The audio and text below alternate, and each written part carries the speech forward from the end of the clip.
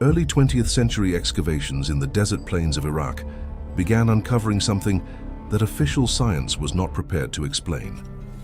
Among the ruins of ancient Babylon, archaeologists found pressurized water pipes sealed with engineered resin, underfloor heating systems 5 centuries older than Rome's, optical lenses ground to working focal lengths 2,000 years before the Renaissance, and a passive cooling network that dropped indoor temperatures 15 degrees without a single moving part.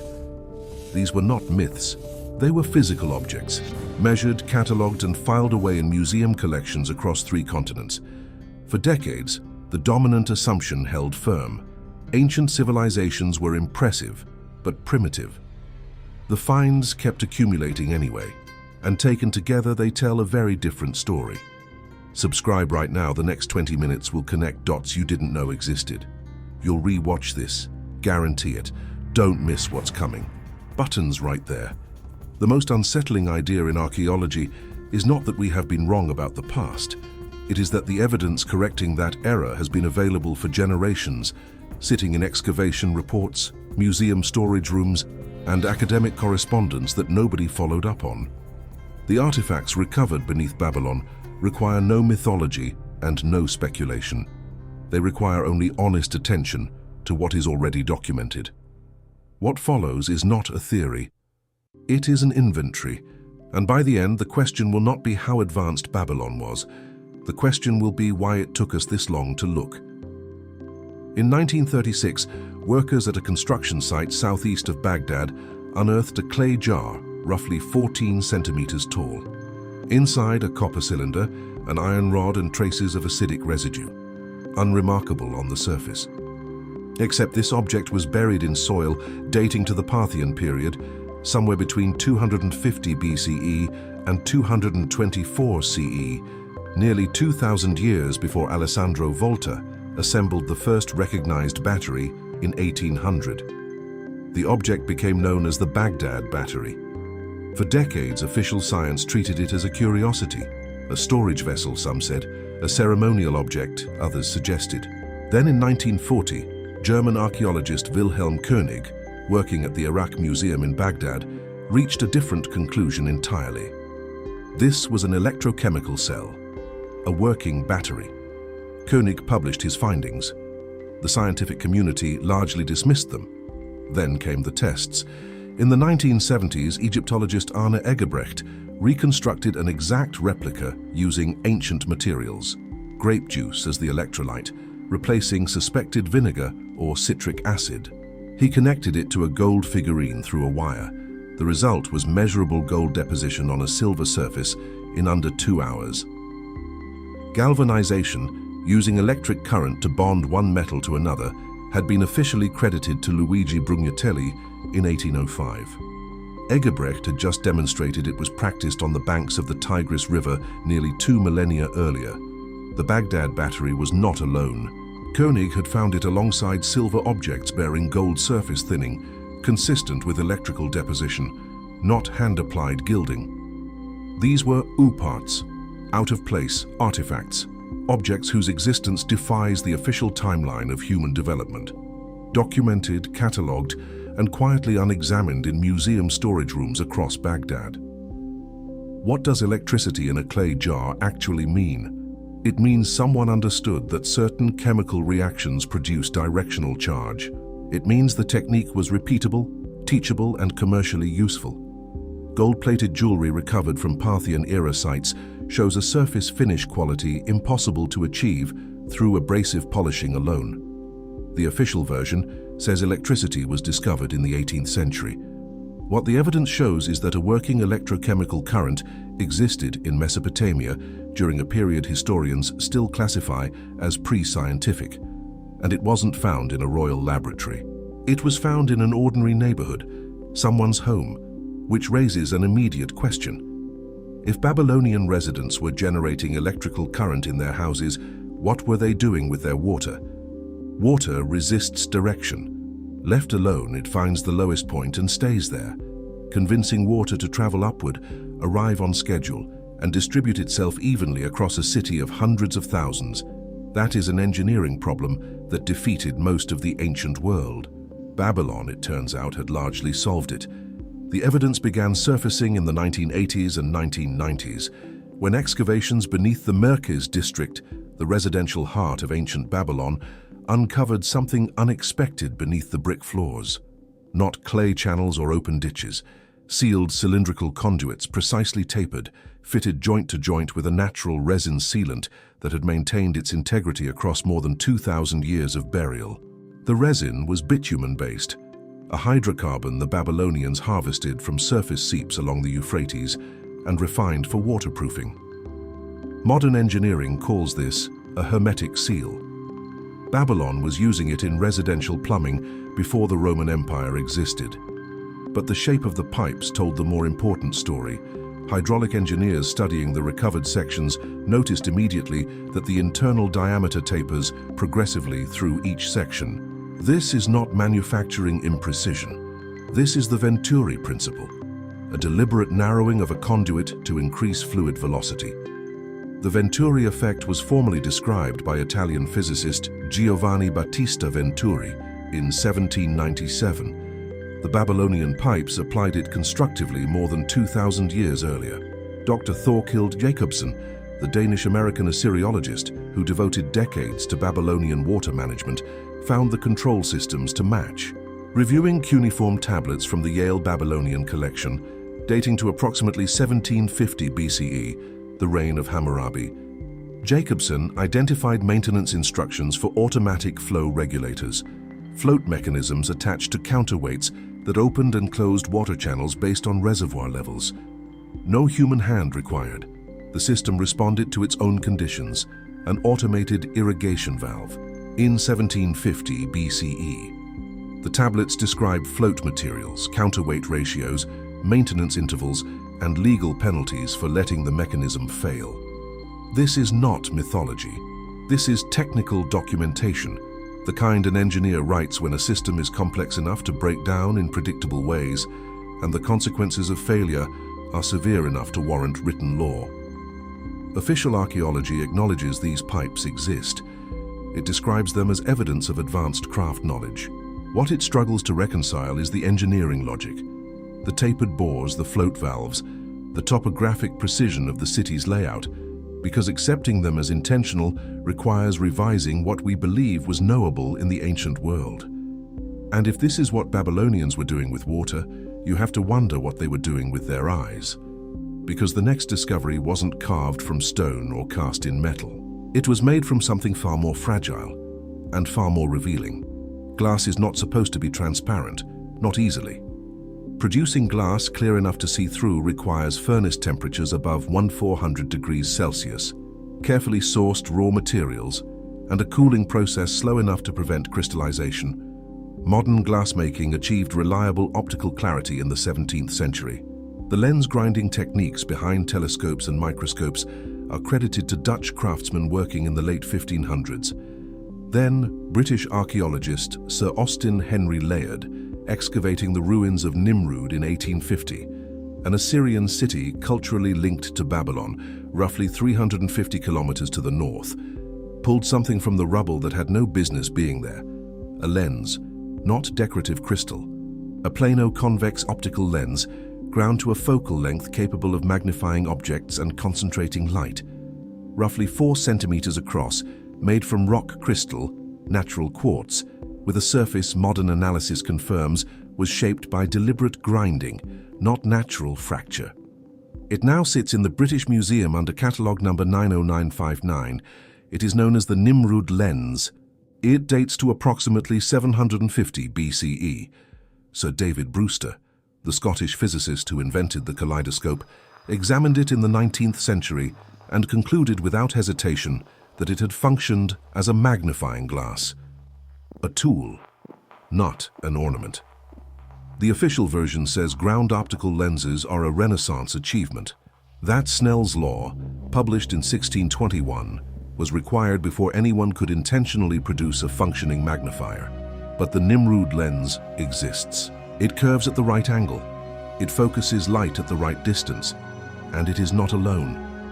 Excavations across Babylonian residential sites throughout the 20th century recovered multiple quartz and glass discs showing surface curvature inconsistent with decorative manufacture. Several display circular grinding patterns characteristic of rotational shaping. The signature of a curved surface worked deliberately against a fixed abrasive medium. The cuneiform record offers context. Tablets from the Royal Library of Ashurbanipal at Nineveh contain more than 800 lines of writing on surfaces smaller than a modern paperback page. Reading that script in low indoor light, with aging eyes without magnification, is functionally impossible. The lenses found near scribal areas fit precisely the use case of a reading glass, a daily tool, carried in the hand. Then there is the astronomical record. The Babylonian astronomical diaries track planetary positions, accurate to a fraction of a degree across centuries. Researchers, including historian of science Giorgio di Santillana, argued that this precision, including a documented grasp of the 26,000-year precession cycle of Earth's axis, implies instrumentation beyond the naked eye. The official version says Babylonian astronomy was naked eye observation, full stop. The lens in the British Museum says otherwise. And if Babylonians could shape light with ground crystal, what else were their hands capable of producing? The next answer comes from bronze, and from gear mechanisms no one expected to find this far back. In 1901, sponge divers off the Greek island of Antikythera recovered a corroded bronze lump from a Roman-era shipwreck. Decades passed before researchers understood what it was. A mechanical gear system capable of calculating astronomical cycles, tracking planetary positions, and predicting eclipses using interlocking bronze wheels machined to tolerances that shouldn't have been achievable in the ancient world. The Antikythera mechanism, dated to approximately 100 BCE, rewrote the history of mechanical engineering overnight. What almost no one discusses is what was found beneath Babylon that pushes the timeline back even further. Excavations of Neo-Babylonian layers corresponding to the 7th and 6th centuries BCE, the era of Nebuchadnezzar II, produced bronze components showing internal bore marks consistent with rotational lathe machining. Not hand-filed, not cast. Turned on a spindle against a fixed cutting edge, producing cylindrical surfaces with radial precision measurable in fractions of a millimeter.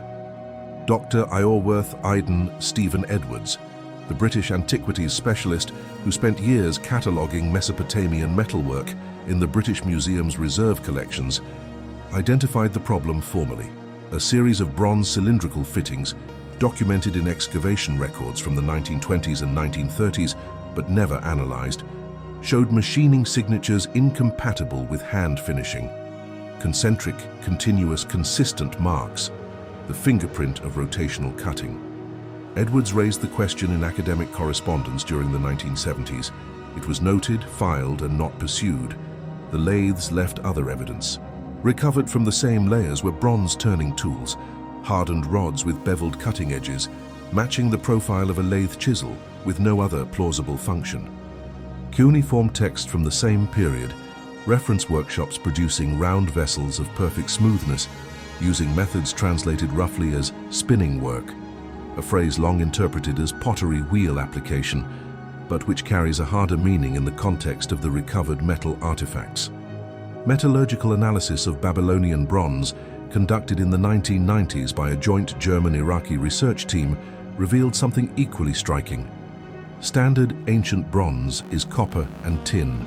The Babylonian samples showed deliberate introduction of arsenic, antimony, and lead, in combinations producing increased edge hardness, reduced brittleness, and significantly improved corrosion resistance. The variation between tool bronze and decorative bronze in the same archaeological layer is too consistent to be accidental.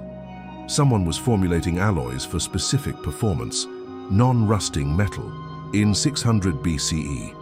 Among the catalogued bronze artifacts from Babylonian excavations held at the Vorderasiatisches Museum in Berlin, researchers identified disc-shaped components with regularly spaced notches whose counts correspond to known astronomical cycles, lunar months, solar divisions, gear teeth.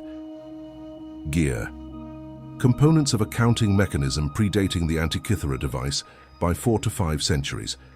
The Greeks who inherited this tradition may have been students, not inventors, But workshops and metallurgy only tell part of the story, because the buildings these craftsmen worked inside were themselves precision instruments, engineered to control what people heard and what they could see. Sound leaves no fossil record. You cannot excavate it, weigh it, or display it behind glass. This is precisely why acoustic engineering has been so easy to overlook in ancient structures, and precisely why the evidence hiding inside Babylonian buildings went unrecognized for over a century. But geometry does not lie, and the dimensions of rooms remember everything. When German archaeologist Robert Koldewey began his systematic excavation of Babylon in 1899, a project consuming 18 years of his life, he documented a recurring anomaly in large civic buildings. Certain chambers near the processional way contained semicircular recesses built into the walls at specific heights, lined with a clay compound different from the surrounding masonry. Koldewey catalogued them carefully. He called them decorative niches. He moved on. They were not decorative. In 2003, acoustic engineers from the University of Salford applied modern modeling software to Koldewey's original blueprints. The recesses, positioned at precisely the heights he had recorded, function as Helmholtz resonators, acoustic cavities that absorb and redirect sound energy at specific frequencies. When tuned correctly, they eliminate standing wave interference, the muddy echo that makes large stone rooms unusable for speech. These chambers were not just structurally sound, they were acoustically engineered. Official history places the origins of architectural acoustics in ancient Greece, the theatre designs of Epidaurus and Aspendos, 4th and 3rd centuries BCE. What the Salford analysis showed is that Babylonian architects were solving the same problem indoors, in enclosed chambers at least 2 centuries earlier, a harder problem solved correctly. But sound was only half of the challenge. At Babylon's latitude, summer temperatures exceed 45 degrees Celsius. Large buildings with lower floors below ground level faced a specific problem. How do you light interior rooms without windows that emit killing desert heat? French archaeologist Jean-Pierre Adam found the answer in 1992. Narrow-angled channels cut into the upper walls of several Babylonian structures, classified for decades as ventilation slots, turned out to be something else entirely. Polished bronze discs, recovered from nearby storage contexts, were positioned within these channels at calculated angles, bouncing incoming sunlight through successive reflections deep into interior spaces. Light pipes, delivering stable, non-blinding illumination to specific work surfaces during working hours, without raising interior temperatures. The bronze discs exist in museum collections. The angular channels exist in Koldewey's blueprints at the Vorderasiatisches Museum in Berlin. The solar geometry is a fixed physical fact. Together, they describe architects who were not building enclosures.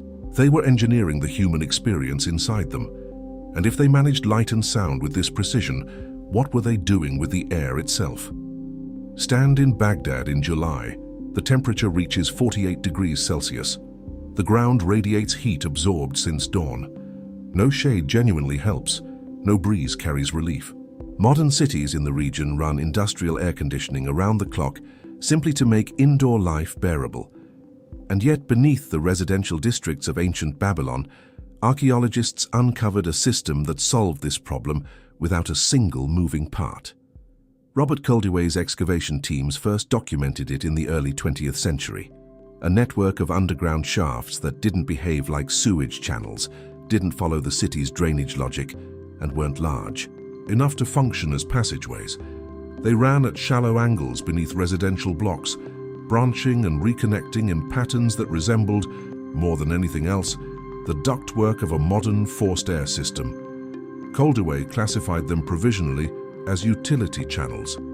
Their true function took decades to understand.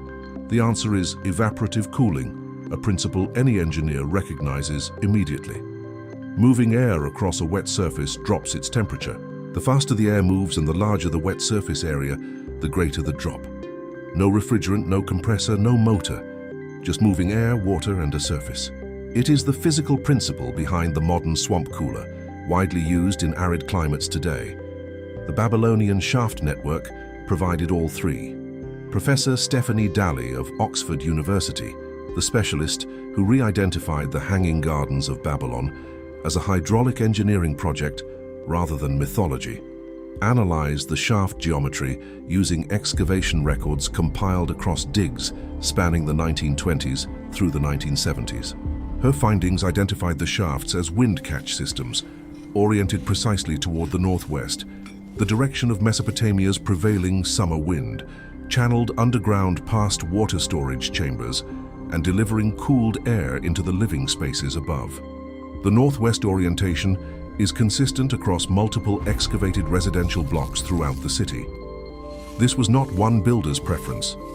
It was a design standard, a building code. Inside the shafts, porous clay linings absorbed and held moisture, maximizing the evaporative surface area that passing air contacted. Civil engineering researchers at the University of Tehran modeled equivalent systems in a 2008 study and found they reduce indoor temperatures by 10 to 15 degrees Celsius below outdoor ambient. In a 48-degree Baghdad summer, that gap is the difference between enduring the heat and being free from it. 10 to 15 degrees of cooling, no electricity, no machinery. These shafts ran beneath ordinary middle-class neighborhoods. Climate control was not a royal luxury, it was a residential standard, built into the foundation of everyday life, which raises the question of what else was built into that everyday life. Because the next discovery isn't underground. It's right beneath your feet, and at the end of the corridor, and near the front door. History remembers kings. It records the dimensions of palaces and the inscriptions on victory monuments. What it rarely pauses to describe is what it felt like to be an ordinary person in ancient Babylon. To wake up, wash, dress, and move through a day. To come home in the evening. To sleep. The archaeological record, examined with that question in mind, produces answers that are almost uncomfortably familiar. Begin with the floor. Excavations of residential structures in the Merkez district during the 1920s and 1930s uncovered a recurring feature beneath the tile and brick flooring of middle-class homes. Narrow clay channels, sealed above with fired brick, running in a grid pattern beneath the primary living areas. Not drainage. The slope was wrong and there was no outlet. Not water supply, they connected to nothing external. They were heating conduits, convection heating, warm air circulating through enclosed underfloor channels, radiating heat upward into the room above. The Roman hypocaust system operates on identical principles and is credited as one of Rome's signature engineering achievements, dated to approximately the 1st century BCE. The Babylonian channels predate it by at least 5 centuries. Small enclosed furnace chambers adjacent to the kitchen fed the network, burning bitumen, the same hydrocarbon used for pipe sealants, whose long, steady burn maintained floor temperature through the night. One fuel, multiple applications. One integrated household system. Now walk to the bath. In 2001, a research team from the Oriental Institute of the University of Chicago identified ceramic vessels recovered from Babylonian bathroom contexts that had been catalogued simply as storage jars. Their actual configuration, enclosed body, narrow neck, thick walls, sealed secondary chamber, is unmistakably that of a boiler, a vessel designed to hold water over a heat source, build pressure in a sealed chamber, and deliver hot water through a controlled outlet. The functional concept, credited to Benjamin Wadi Morn's 1868 gas water heater, existed in Babylonian middle-class bathrooms more than 2,000 years earlier. Then there are the shoes, footwear recovered from Babylonian residential sites, now held in the Iraq Museum and the British Museum, shows constructed arch support, an elevated heel, asymmetric sole shaping, and distinct left and right forms. Dr. Elizabeth Stone of Stony Brook University, whose fieldwork produced the most detailed reconstructions of Babylonian domestic life available, documented these features across multiple residential sites. They were not elite exceptions. They were standard. Heated floors, pressurized hot water, ergonomic footwear, in an ordinary Babylonian home. The out-of-place artifacts were never out of place. They were exactly where they belonged, in a civilization far more sophisticated than the timeline we inherited is willing to admit. What the evidence beneath Babylon ultimately reveals is not a collection of surprising artifacts. It is a mirror. A civilization that heated its floors, cooled its air, piped its water under pressure, shaped light with ground crystal, and engineered the acoustics of its public buildings was not operating on accident or instinct. It was operating on accumulated knowledge, built across generations, tested against observable results, refined and passed forward. The kind of knowledge that looks, from a sufficient distance, remarkably like science. The official timeline of human development has always rested on a comfortable assumption that sophistication is recent, that complexity required the Renaissance, the Industrial Revolution, the modern laboratory. What the Baghdad battery, the Nimrud lens, the underfloor heating channels and the evaporative cooling shafts collectively demonstrate is that this assumption was never based on the full evidence. It was based on the evidence that was easy to explain. Scientists and archaeologists continue investigating these sites. Ongoing research into Mesopotamian engineering produces new findings every decade, and the scientific community remains genuinely divided about the full scope of what Babylon achieved. These are open questions, and that is precisely what makes them matter. Because the deeper question these ruins ask is not about Babylon. It is about us. Our understanding of the past continues to evolve with every honest excavation and every researcher willing to follow the evidence. Babylon was not a ruin, it was a lesson, and we are only beginning to read it.